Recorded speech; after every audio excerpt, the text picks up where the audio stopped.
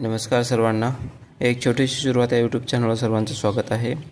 आपण भारतीय राज्यघटनेविषयी माहिती पाहत आहोत. यापूर्वी 2 व्हिडिओ आलेले आहेत ज्याच्यामध्ये भारतीय राज्यघटने कधी तयार झाले, त्याच्यामध्ये किती कलमे आहेत त्याबद्दल, आणि दुसऱ्या व्हिडिओमध्ये समानतेचा अधिकार जे की कलम 14 ते 18 मध्ये येते त्याबद्दल माहिती आहे.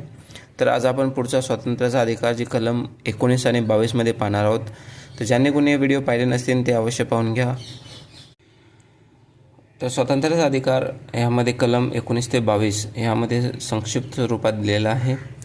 त्यामध्ये कलम 19 मध्ये सांगितलेलं आहे की स्वातंत्र्याबाबत काही हक्कांचे संरक्षण, प्रत्येक नागरिकांबद्दल स्वातंत्र्य आणि त्यांच्या हक्काचे संरक्षण यामध्ये दिलेले आहे. कलम 21 मध्ये दिलेले आहे जीवित आणि व्यक्तिगत स्वातंत्र्याचे संरक्षण. ज्या व्यक्ती जीवित आहेत किंवा त्यांच्या व्यक्तिगत काही त्यांना स्वातंत्र्य दिलेले आहेत त्याबद्दल ह्या कलम 21 मध्ये सांगितलेलं आहे. दुसरं आहे कलम 21A प्राथमिक शिक्षणाचा हक्क.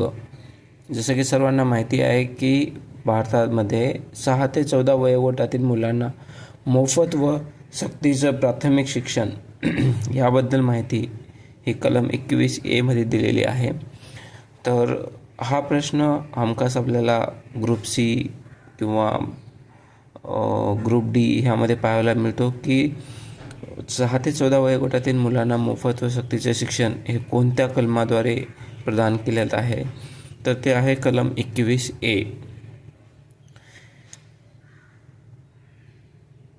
तर पुढच्या व्हिडिओमध्ये आपण शोषणाविरुद्धचा हक्क जे की कलम 23 ते 24 यामध्ये दिलेला आहे ते पाहणार आहोत. जर तुम्हाला व्हिडिओ आवडला तर चॅनलला जरूर लाईक आणि सबस्क्राईब जरूर करा.